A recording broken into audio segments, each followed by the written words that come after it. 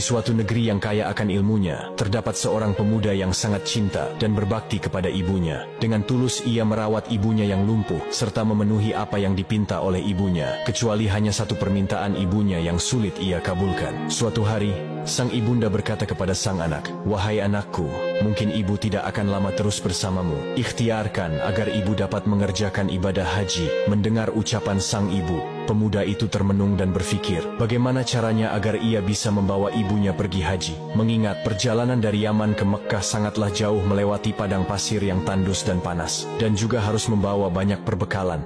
Dengan tekad yang kuat, ia membeli seekor anak lembu untuk dijadikan latihan. Ia menggendong anak lembu tersebut naik turun bukit, hingga lembu itu dewasa, dan otot-otot di badan pemuda itu semakin berisi dan kuat bertenaga. Sampai musim haji tiba, pemuda itu bersiap menggendong ibunya dari Yaman menuju Mekkah untuk melaksanakan ibadah haji. Dengan rasa cinta kepada ibunya, ia rela berjalan kaki di tengah padang pasir yang tandus dan panas, semata-mata untuk memenuhi permintaan sang ibunda tercinta. Tibalah mereka berdua di tanah suci. Pemuda itu terus menggendong ibunya mengelilingi Ka'bah. Dengan rasa haru dan bahagia, sang ibu terus menangis melihat bakti anak terhadapnya. Di depan Baitullah, sang anak berdoa, "Ya Allah, ampunilah dosa ibuku." Dengan heran si ibu bertanya, "Bagaimana dengan dosamu, wahai anakku?" "Dengan terampuninya dosa ibu, maka ibu akan masuk surga. Cukuplah ridha dari ibu yang akan membawaku ke surga." Dengan karunia Allah, pemuda itu sembuh dari penyakit kulitnya, dan bekas belang di tubuhnya pun hilang, kecuali hanya tinggal selingkaran saja di tengkuknya. Hari demi hari berlalu, pemuda itu berkeinginan untuk menemui Rasulullah di Madinah. Namun ia tidak menjumpainya karena Rasulullah sedang berada di medan pertempuran. Dengan berat hati pemuda itu berpamitan kepada Sayyidah Aisyah dan menitip salam untuk Rasulullah Shallallahu Alaihi Wasallam. Ketika Rasulullah pulang dari peperangan, beliau mendapati salam dari pemuda itu, kemudian berpesan kepada Umar dan Ali, "Suatu ketika apabila kalian bertemu dengan dia, mintalah doa dan istighfarnya, karena dia adalah penghuni langit, bukan orang bumi.